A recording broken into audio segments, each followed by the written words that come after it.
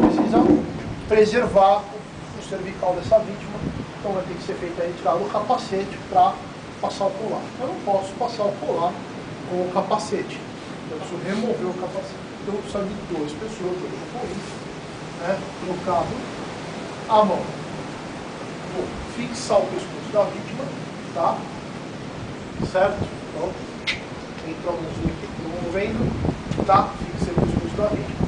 Antes de tudo, eu vou abrir o capacete, tá? Depois eu entro com a mão no pescoço por baixo, segurando aqui. Outra pessoa vai puxar o capacete, tá? Vai assumir a cabeça e aquela pessoa que segurou vai passar o colar cervical.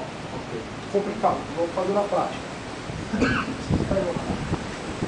Chegamos no local da vítima, a vítima aqui, barriga para cima, caiu, tá?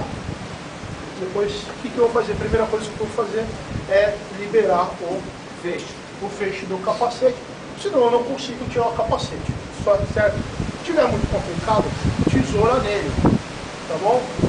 Nas minhas experiências de automobilismo, a gente precisa tomar um pouco de cuidado. Nunca tesoura com ponta, tá bom? Sempre tesoura sem ponta, se precisa cortar o feixe. Já cortou o show aí lá? Já cortou o show aí lá? Já, às vezes precisa cortar o de alguém. A gente evita o máximo possível, tá? Porque são capacetes caros, né? E você cortou ali o feixe, você estragou o capacete. Como chorei do carro. Então, o que precisa? Então, evitar o máximo que puder. Mas o importante é saber, nunca tesoura com ponta, né? O senhor sabe, o procedimento de resgate sempre essa tesourinha aqui. Você nunca tinha caré? Nunca tinha visto. É. Tem na bolsa dessa aí? Não sei. Tem isso aí na bolsa, não? Eu acredito que a bolsa que você recebeu é tesoura. Ou então aquela tesoura de ponta arredondada, tá? Porque acontece, ó, eu nunca vou machucar a vítima com essa tesoura. Os senhores estão vendo, ó, que eu estou batendo a tesoura na minha mão e nunca vou machucar porque ela não tem ponta. Ela tem só o corte. Então ela serve para cortar o tecido e vai servir para cortar o capacete também.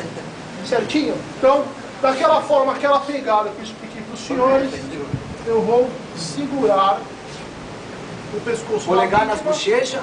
Isso. Tá? Deixa eu. Pode usar.